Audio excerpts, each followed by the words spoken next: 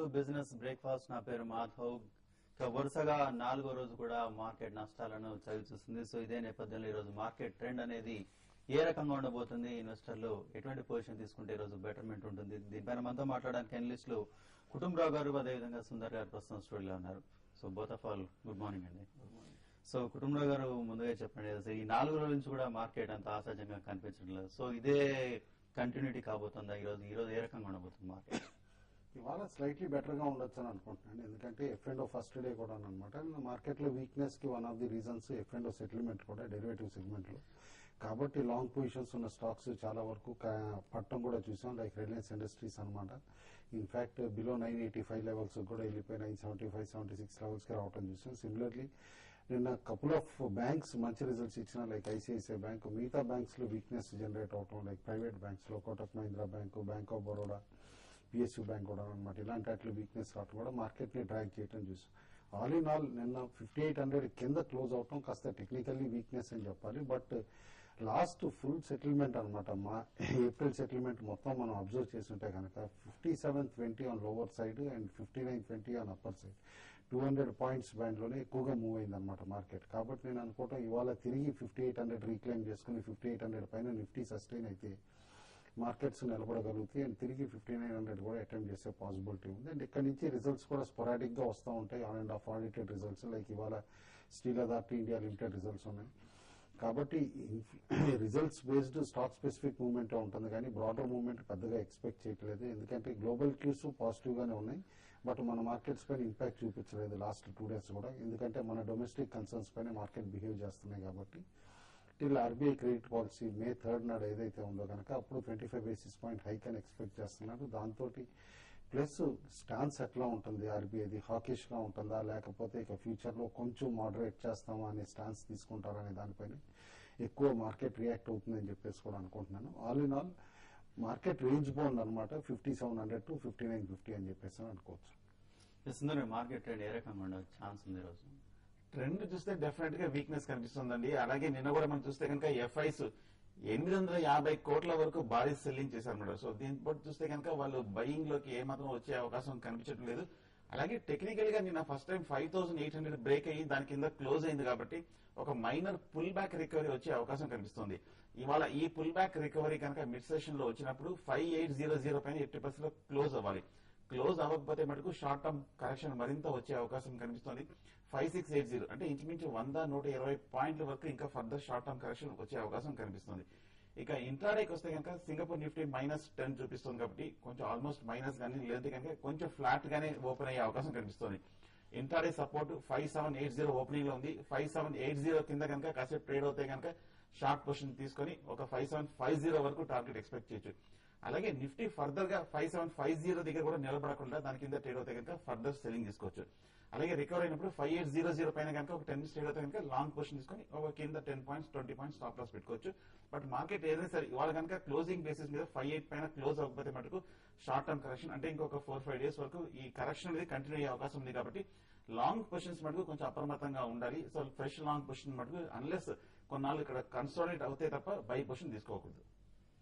చాలా మంది callers line లో ఉన్నారు. ఫస్ట్ కాల్ తీసుకుందాం. పులివెందుల నుంచి వెంకటేశ్వర రెడ్డి గారు ప్రస్తుతం టెలిఫోన్ లైన్ సిద్ధంగా ఉన్నారు. వెంకటేశ్వర రెడ్డి గారు.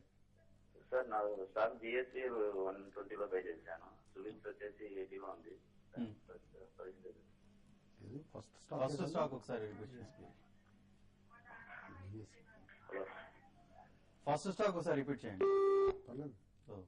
కుటుంబరావు సుబెక్స్ అయితే రిజల్ట్స్ వచ్చినాయండి, స్లైట్లీ బిలో ఎక్స్పెక్టేషన్స్ వచ్చినాయి అనమాట. అందుకే స్టాక్ నిన్న షార్ప్ గా కరెక్ట్ అవడం కూడా చూసాం అనమాట. But recent speculative activity stock లో చూస్తుంటే కనుక 60 రూపీస్ పైన నిలబడినంతసేపు స్టాక్ లో పొజిషన్స్ హోల్డ్ చేయొచ్చు.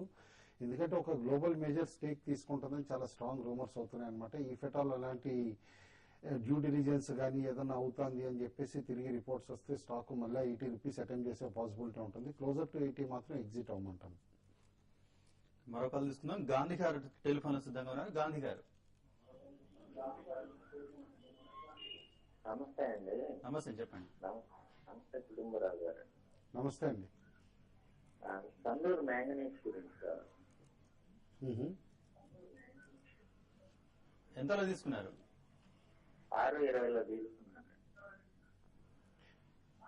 ఒకటండి కర్ణాటక బేస్డ్ మైనింగ్ స్టాక్స్ అన్ని కూడా రీసెంట్ అక్కడ కాంట్రవర్సీస్ ఏవైతే మైనింగ్ పాలసీ పైన ఇటు ఇల్లీగల్ మైనింగ్ పైన వచ్చినాయి అప్పటి నుంచి ఇంపాక్ట్ అయినాయి అనమాట. మధ్యలో ఎక్స్పోర్ట్స్ బ్యాన్ అవ్వటం, దాంతో కూడా చాలా వరకు స్టాక్స్ ట్రాన్స్పోర్ట్ చేయలేకపోవటం, ఈ పాసిబిలిటీస్ తోటి కూడా. బట్ ఓవరాల్ గా ఈ స్టాక్ ఏంటంటే ఎసెట్ రిచ్ అండి. బట్ డెఫినెట్లీ ఏంటంటే ఇలాంటి పాలసీస్ ఇంపాక్ట్ ఎక్కువ ఉంటుంది కాబట్టి రిజల్ట్స్ కూడా ఎరాటిక్ గా ఉంటాయి అనమాట. 1 year ఏమో బంపర్ ప్రాఫిట్స్ చూపిస్తే నెక్స్ట్ ఇయర్ ఏమో చాలా వీక్ ప్రాఫిట్స్ చూపిస్తున్నాయి. అయితే ఇవాళ రిపోర్ట్స్ బట్టి కూడా చూస్తే globally steel demand highest India నుంచే జనరేట్ అవుతుంది నెక్స్ట్ 2 years అని కూడా అంటున్నారు. కాబట్టి ఓవర్ ప్రైజెస్ ఫర్మ్ గా ఉండే పాసిబిలిటీనే ఉంది. As of now stock hold చేయమని అంటే అంటాను. ఎందుకంటే రీసెంట్ సుప్రీంకోర్టు ఆర్డర్ కూడా తిరిగి ఎక్స్పోర్ట్స్ పర్మిట్ చేస్తుంది కాబట్టి కర్ణాటక మైనింగ్ కంపెనీస్ ని కాస్త positive impact next few months లో ఉండొచ్చు అనుకుంటున్నాను. మరో కాల్ తీసుకున్నా. నెల్లూరు నుంచి విజయ్ కుమార్ గారు టెలిఫోన్ లో సిద్ధంగా ఉన్నారు. విజయ్ కుమార్ గారు హలో చెప్పండి సార్. నమస్తే అండి, కుటుంబరావు గారికి. చెప్పండి అడగండి. హలో చెప్పండి సార్, వినిపిస్తోంది. సార్, ఇది కిరీ ఇండస్ట్రీస్ 325లో బై చేశామండి. అది దాన్ని ఎట్లా ఇప్పుడు యావరేజ్ చేసుకోమంటారా, దాని పరిస్థితి ఏంది? అలాగే పిట్టి లామినేషన్ హోల్డ్ చేయమంటారా, లేకుంటే ఈ రేట్ లో సేల్ చేసేయమంటారా?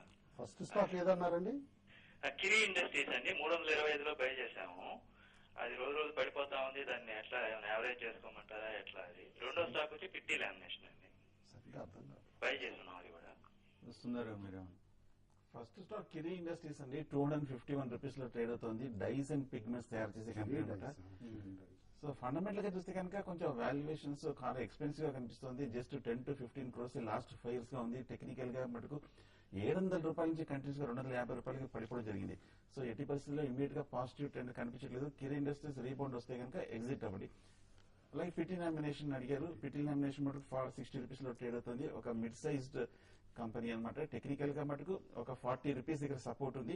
ఇంజనీరింగ్ కంపెనీ, ఒక మిడ్ సైజ్డ్ కంపెనీ అనమాట. పెద్ద ప్రాఫిటబిలిటీ కూడా పెద్ద ఏమీ కనిపించడం లేదు లాస్ట్ 5 years గా. ఇది కూడా హై రేట్ లో వస్తే కనుక ఎగ్జిట్ అవ్వమంటారు. ఖమ్మం నుంచి కాలర్ సిద్ధంగా ఉన్నారు. రవి గారు నమస్తే అండి. నమస్తే అండి, చెప్పండి. కుటుంబరావు గారికి ఎక్స్ప్లెనేషన్ కావాలండి. విన్సన్ మిషన్ రేట్ బై చేయొచ్చండి? స్టాక్ క్లారిటీ లేదు. హలో, ఒకసారి స్టాక్ రిపీట్ చేయండి. విన్సన్ మిషన్ 3M సార్, ఎన్నో అండి? అసలు ఏం అర్థం కావట్లేదు. అర్థం కావట్లేదు. మీరు చెప్పిన స్టాక్ అర్థం కావట్లేదు. 3M sir. Shree infra. Shree infra అయితే మాత్రం డెఫినెట్లీ హోల్డ్ చేయమని చెప్పి అంటానండి యాజ్ ఆఫ్ నో. ఎందుకంటే ఫైనాన్షియల్స్ అన్ని కూడా బాగానే చూపిస్తున్నాయి. అయితే ఈ కంపెనీకి ఒక సబ్సిడరీ ఏదైతే ఉందో టవర్ బిజినెస్, అది డీమర్జ్ అయిన తర్వాత వాల్యూ అన్లాక్ అవుతుందని చెప్పేసి అనుకుంటున్నాం. అయితే లాస్ట్ ర్యాలీలో బ్యాంకింగ్ లైసెన్స్ కి అప్లై చేశారు, వస్తుంది అని చెప్పేసి అనుకోవడం వల్ల కూడా ఇప్పుడు పెరిగింది. బట్ 100 దగ్గర బాగా స్ట్రాంగ్ సెల్లింగ్ వచ్చేసి స్టాక్ బాగా కరెక్ట్ అవడం కూడా మనం చూసాం అనమాట. అండ్ ఇప్పుడు బ్యాంకింగ్ లైసెన్సెస్ నియర్ ఫ్యూచర్ లో ఇచ్చే పాసిబిలిటీ లేదు కాబట్టి స్టాక్ రేంజ్ బౌండ్ ఉండొచ్చండి ఎట్ కరెంట్ లెవెల్స్. కాకినాడ నుంచి వీరబాబు గారు టెలిఫోన్ సిద్ధంగా ఉన్నారు. వీరబాబు గారు hello, good morning sir. Morning అండి, చెప్పండి. సార్ సిసగోవా 3 సంవత్సరాలు తీసుకున్నాం సార్. 6 months అవుతుంది. ఇప్పుడు అది ఎలా అరేంజ్ వస్తుందా లేకపోతే ఏం చేయమంటారా సార్?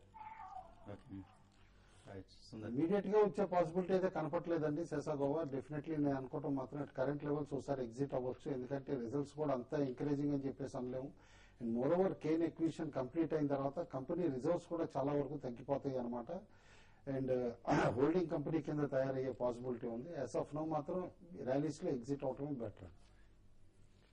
కామారెడ్డి నుంచి రవికుమార్ గారు టెలిఫోన్ సిద్ధంగా ఉన్నారు. రవి గారు చెప్పండి. అడగండి. Hello sir. చెప్పండి రవి గారు. సార్ నా దగ్గర 2 స్టాక్స్ ఉన్నాయి సార్.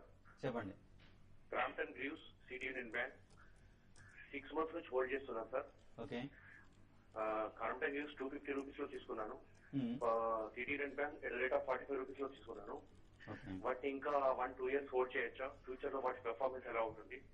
ఆన్సర్ చెప్పండి. రైట్. సిటీ యూనియన్ బ్యాంక్ మటుకు మీరు కొన్న రేట్ లోనే ఉందండి. పెద్ద డౌన్ సైడ్ రిస్క్ కూడా లేదు. పబ్లిక్ సెక్టర్ బ్యాంక్స్ అని కూడా పాజిటివ్ గా ఉన్నాయి. కాకపోతే రేపు May 3rd కనుక ఏమాత్రం బ్యాంకింగ్ రివ్యూ గురించి పాజిటివ్ గా వచ్చిందంటే కనుక బ్యాంక్స్ అన్ని కూడా ఫర్దర్ గా ర్యాలీ వచ్చే అవకాశం ఉంది. డిసప్పాయింట్ అయిందంటే కనుక కొంచెం స్టాక్స్ లో కాన్షియస్ ఉండండి. అలాగే క్రాంప్టన్ గ్రీవ్స్ చూస్తే ఫండమెంటల్ గా చాలా స్ట్రాంగ్ కంపెనీ అండి. టెక్నికల్ గా చూస్తే కనుక 350 నుంచి 240 పడి మళ్ళీ 240 నుంచి 300 వరకు రికవరీ అవడం జరిగింది. హోల్డ్ చేయండి. క్రాంప్టన్ గ్రీవ్స్ కూడా లాంగ్ టర్మ్ డెఫినెట్ గా స్ట్రాంగ్ స్క్రిప్ అండి. ఓకే, బిజినెస్ బ్రేక్ఫాస్ట్ ఇప్పుడు షార్ట్ బ్రేక్ ఇస్తున్నాం. బ్రేక్ తర్వాత టెక్నికల్ గా మార్కెట్ ఏ రకంగా ఉంటుంది అసలు.